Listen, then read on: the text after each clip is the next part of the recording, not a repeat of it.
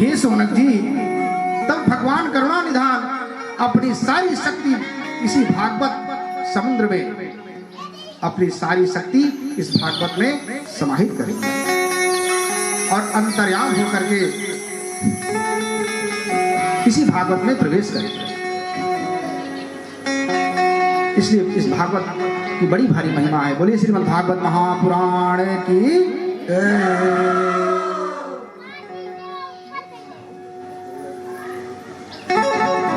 इसलिए प्राणी को चाहिए कि मोह अज्ञान से जरा बचे, प्रेम कीजिए सबसे।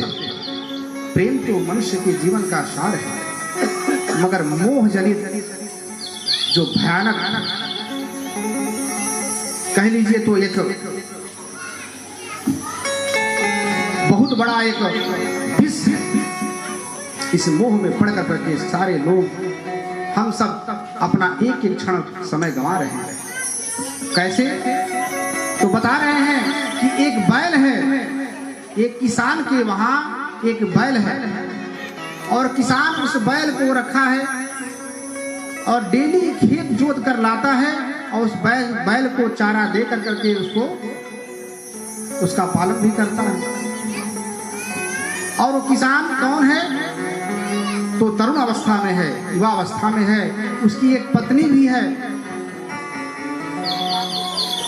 और इस प्रकार दोनों पति पत्नी उस घर में रह रहे हैं।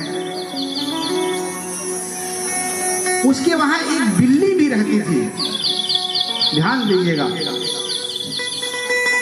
क्या रहती थी? एक बिल्ली भी थी। एक दिन की बात है, किसान बैल को ला करके बांध दिया और उस दिन वो जो किसान था साधु संत ब्राह्मणों को आमंत्रण दिया था अपने घर पर, कोई कथा पूजन या कुछ प्रयोजन रखा था। और जो बिल्ली थी वो वहां बैठी हुई थी। कुछ दूर पर दूध का कटोरा रखा हुआ था और दूध के कटोरे में एक सर्प जो है अपना मुंह डाल दिया।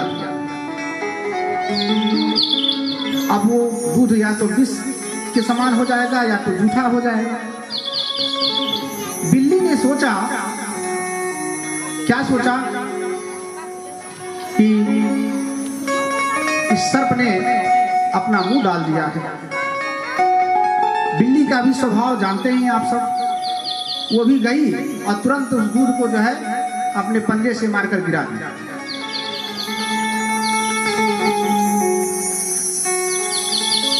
अब तो रात का दिन का समय तो बीता, रात हुई।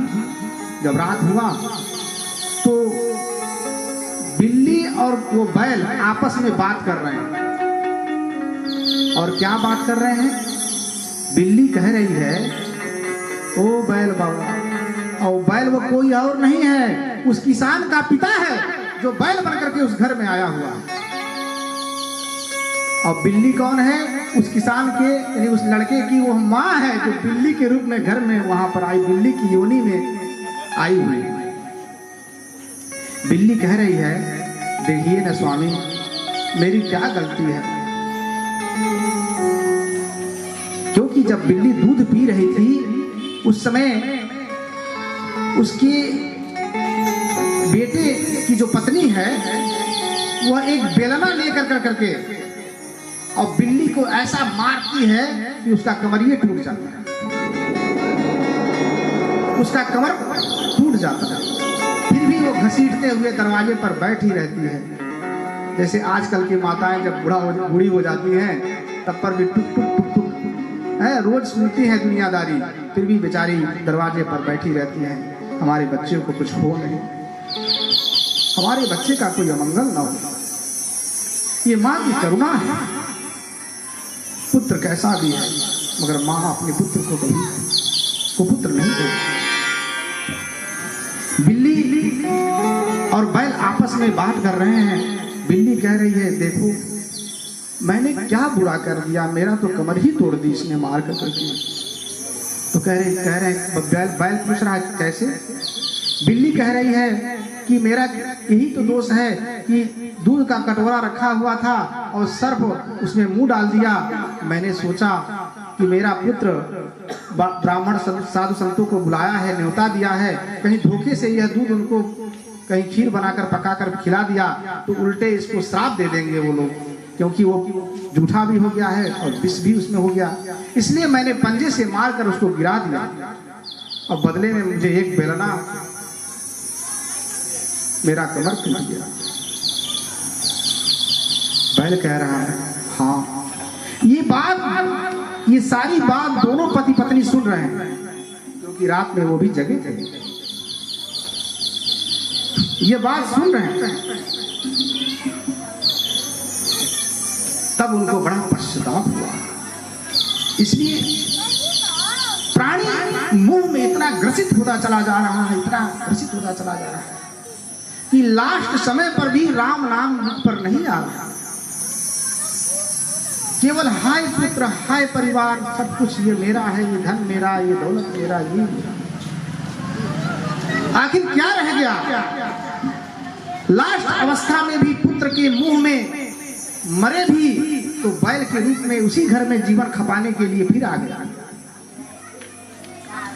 और मां मरी तो उसी पुत्र के मुंह में फिर बिल्ली बनकर के उसी घर में आ गया।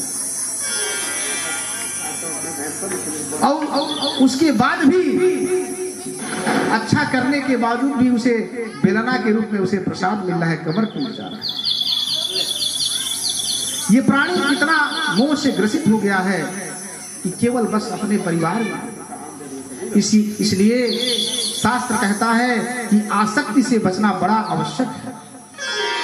ये धन मेरा है मगर मेरा नहीं है, ये पुत्र है मगर उसमें मेरी आसक्ति नहीं होना चाहिए, मोह नहीं होना चाहिए। प्रेम हो मगर मोह नहीं होना चाहिए। ये वैभव है, ये मेरा है, ऐसा घमंड नहीं होना चाहिए।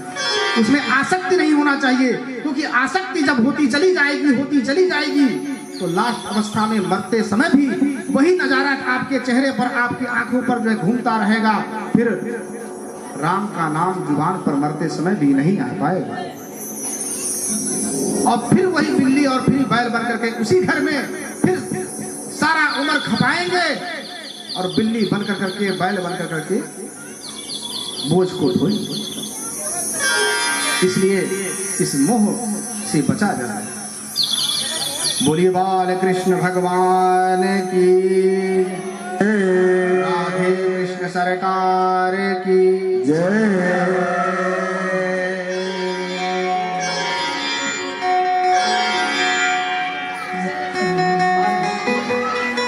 इस प्रकार भगवान जब इस भागवत पुराण में आकर के समाहित हो गए, तभी उस स्थान पर एक आश्चर्यचकित घटना हुआ। और क्या हुआ कि तरुण अवस्था को प्राप्त वह दोनों पुत्र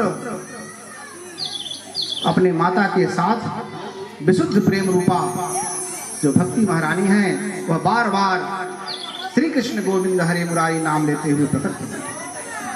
श्री कृष्ण गोविंद, भक्ति महारानी प्रकट हो गई। श्री कृष्ण गोविंद हरे मुरारी, हे नाथ नारायण वासुदेवा। श्री कृष्ण गोविंद हरे मुरारी, हे नाथ नारायण वासुदेवा।